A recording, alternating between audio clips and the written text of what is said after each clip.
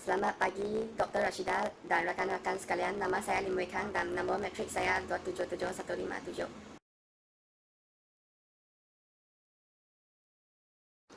Pada awalnya, COVID-19 ini dikesan di Bandaraya Wuhan, China.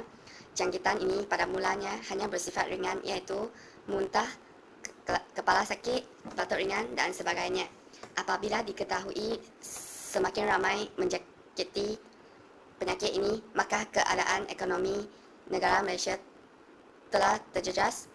Pada 17 Mac 2020, kerajaan telah melaksanakan PKP untuk menghalang penularan penyakit ini. Kesan COVID-19 kepada ekonomi negara kita ialah kejutan dalam pasaran. Dari segi rakyat tidak mempunyai keyakinan yang tinggi terhadap pembangunan negara. Dari segi kerajaan mengalami pendapatan yang semakin menurun.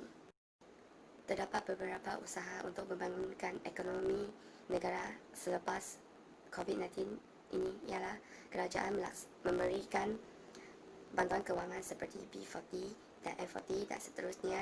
Kerajaan memaklumkan semua kilang perniagaan dan perindustrian boleh berurus niaga, tetapi harus berikut SOP, dan akhirnya rakyat haruslah bekerja sama untuk menghadapi pandemik ini agar dapat membangunkan ekonomi negara.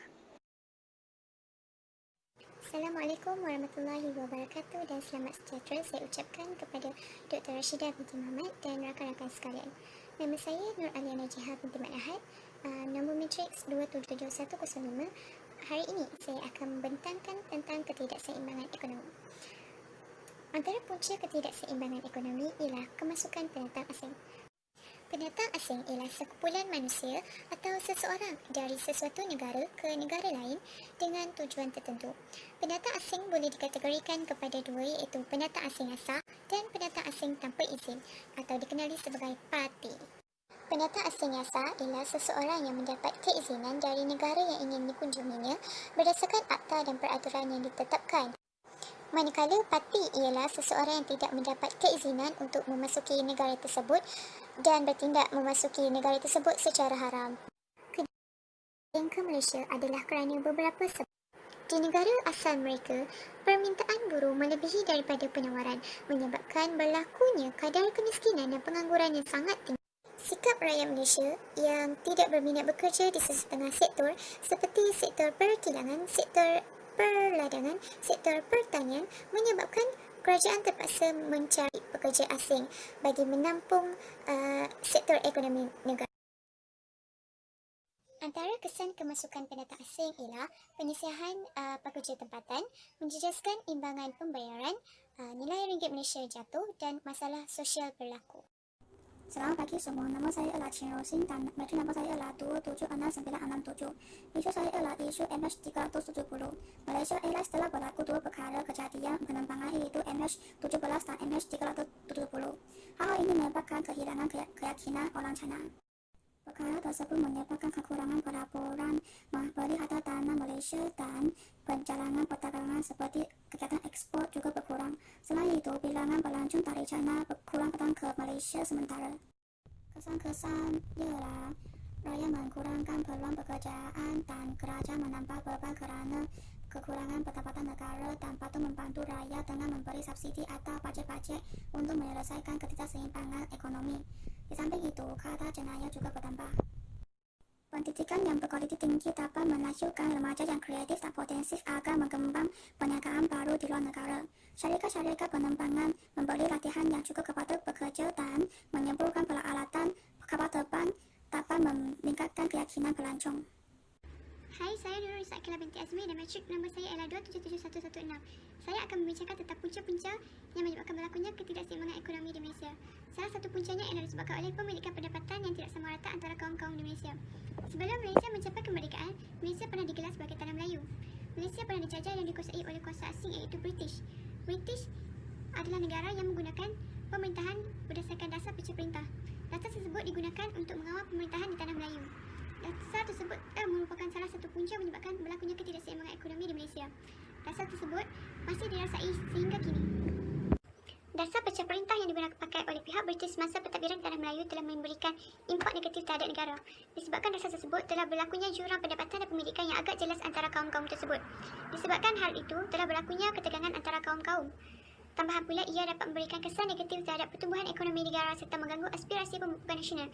Seterusnya, ia juga menaikkan rasa ketidakpuasan hati antara majoriti-majoriti bangsa tersebut. Jurang yang jelas ini mampu memberikan kesan negatif dari segi pemupukan bersatu padu, perkembangan dan juga keharmonian negara. Antara usaha-usaha yang mampu untuk mengawal perbezaan pemilikan dan pendapatan yang agak jelas ini adalah dengan pihak kerajaan perlulah membangunkan kawasan tanah terutama bagi kawasan-kawasan kampung yang dibantu oleh pihak kerajaan seperti Felda dan juga Felkra. Hal ini mampu menaikkan pendapatan golongan penduduk kampung yang berminat dengan pertanian serta mampu meningkatkan kualiti hidup rakyat-rakyat tersebut. Seterusnya, kerajaan dalam melaksanakan penyusunan semula sistem kemasyarakatan. Strategi tersebut diharapkan dapat menghakis pada pengenalan bangsa berpaksikan kepada sektor ekonomi dan juga kawasan pertempatan. Tujuan dalam pelaksanaan penyusunan sistem kemasyarakatan ini adalah untuk menonjolkan yang masyarakat di Malaysia tergolong dengan berbagai kaum. Penyusunan ini mampu memberi peluang kepada masyarakat yang berbilang kaum untuk merasai kekayaan yang terdapat di dalam negara serta dapat mewujudkan keharmonian dan rasa adil antara kelompok kaum-kaum di Malaysia. Berdasarkan strategi penyusunan kemasyarakatan ini dapat melambangkan komposisi bagi kaum-kaum di negara Malaysia.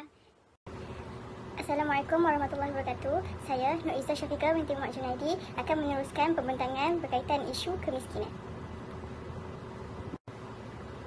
Okey, baiklah. Punca-punca yang menyebabkan berlakunya kemiskinan adalah disebabkan perbelanjaan dan penggunaan isi rumah yang tidak sederet dengan pendapatan. Kedua, mempunyai tahap tunggakan yang tinggi. Seterusnya, kenaikan kos sara hidup. Dan lagi sekali, kemiskinan yang dihadapi sejak turun-temurun. Baiklah, oleh sebab terdapat punca-punca yang menyebabkan berlakunya kemiskinan ini, sudah pasti terdapat beberapa kesan daripada punca tersebut, iaitu yang pertama, berbelanja yang bagi memenuhi kehendak dan kepuasan diri bukan mengikut keperluan hidup membawa kepada hutang yang banyak. Seterusnya, peningkatan harga pasaran rumah kediaman menyebabkan sebahagian besar dari pendapatan mereka menampung ansuran bulanan yang tinggi. Di samping itu, situasi bertambah keruh kerana terpaksa menggunakan lebihan pendapatan bagi pembayaran bil-bil utiliti seperti air, elektrik dan bil telefon telah dinaik taraf kegunaannya. Akhir sekali, kanak-kanak yang berasal daripada keluarga miskin tidak berupaya mengakses kepada kehidupan yang lebih sempurna. Namun, usah kita risau kerana setiap masalah pasti ada jalan penyelesaiannya, iaitu antara usaha-usaha pihak kerajaan adalah mempersiapkan satu pelan tindakan mendalam dan melangsungkan pelbagai program yang bertepatan. Seterusnya, peningkatan peluang pekerjaan dan penambah pendapatan serta memperbaiki taraf hidup mereka. Di samping itu, banyak program latihan dan kemahiran telah diperkenalkan oleh kerajaan. Akhir sekali, peningkatan gaji pekerja secara berperingkat. Itu saja, sekian daripada saya.